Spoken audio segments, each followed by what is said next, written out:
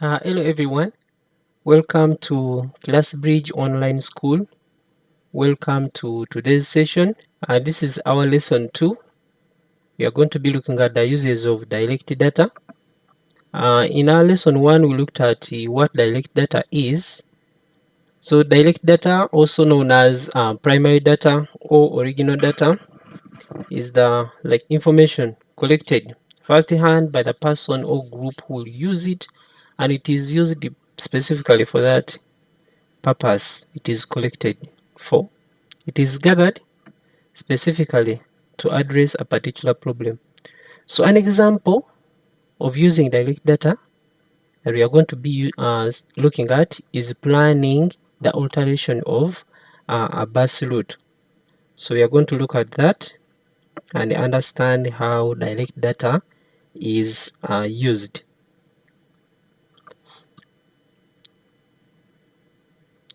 So let's look at this scenario here. Imagine a committee of residents on a new housing development wants a local bus company to extend their route to include the new houses, making it easier for them to get to the town center. Since this change would involve the bus running through open countryside near the village, the committee needs strong evidence to persuade the bus company that the change is worthwhile. The residents can't easily reach town center by bus, so the committee needs to convince the bus company to extend their route. But for the committee to convince the bus company, they must be having data that they are basing on. So this is where direct data becomes crucial. They need solid evidence to prove that it's worth the bus company's investment. So for the bus company to extend the route, remember the bus company is going to invest. And before the bus company invests, it needs evidence that the investment is worth it. So the committee needs to provide that evidence to the bus company for them to extend the route. So as the committee gets data, because they have to collect data, as they collect the facts, they need to focus on these four maybe areas. They need to consider these factors here. So they must consider the walking time. They need to know how long it takes to walk from the new development to the existing bus stops. So they can actually walk and time it. Like they try to get the time it takes for someone to walk from the bus stop maybe to the houses, something like that. So they need to know how long it takes to walk from the new development to the existing bus stops. While they could literally walk in and time it, a more practical approach might be needed if there are many starting points. So they measure themselves rather than just guessing or using a map estimate. This one, they are collecting the data directly. They are collecting the data directly. So another factor they need to look at is the existing passenger numbers. So how many people currently use the bus route? They need to have that. How can they get this? So this can be done efficiently using the data loggers. So sensors can be fitted near the bus doors and can automatically count the passengers getting on and off at each stop, feeding the data to the computer or tablet to calculate occupancy along the route. So another factor they need to look at is the potential new passengers. To prove the route change is valuable, they need to estimate the number of residents who would use the new route. So this is best achieved by distributing questionnaires to the people living on the new development, asking them if they would use the service. This would provide an accurate assessment of potential demand. So this one will help the committee members to know like how many residents would actually use the bus service. How are they going to do it? They can maybe conduct surveys, or distribute questionnaires to residents in the new development. So they are asking the potential customers directly. So this is a direct way of collecting data. Then another factor that can be considered is going to be the impact on the villagers. So they must consider the effect the changed route would have on the existing villagers' daily lives. To ensure completely honest and detailed feedback, face-to-face interviews are the best method. Although interviews take more time and converting the qualitative answers into a computer readable format can be difficult, the ability of the interviewer to ask follow-up questions means the resulting data will be more accurate and insightful than a simple survey. So they will be asking the residents, how would the route change affect the current villagers? So in-person interviews can be done like for honesty and detailed feedback. Then follow-up questions also get deeper insights than just simply what? Surveys. This one takes more time and somehow hard to analyze, but it's more accurate. So by collecting and presenting this specific original data that didn't exist before their study, the residents committee can provide evidence to the bus company, making a strong case for the route alteration. So we have seen that the committee members have to collect data directly and present what they have got to the bus company and persuade them or make them change, alternate the route. So by collecting all this information, all this data, the committee can now convince the bus company to change the route to the new houses.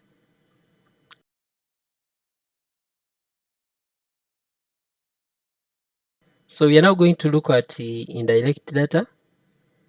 We are going to look at indirect data, and by definition, indirect data is that data that is collected or obtained from a third party and used for a different purpose to that which it was originally collected for and which is not necessarily related to the current task.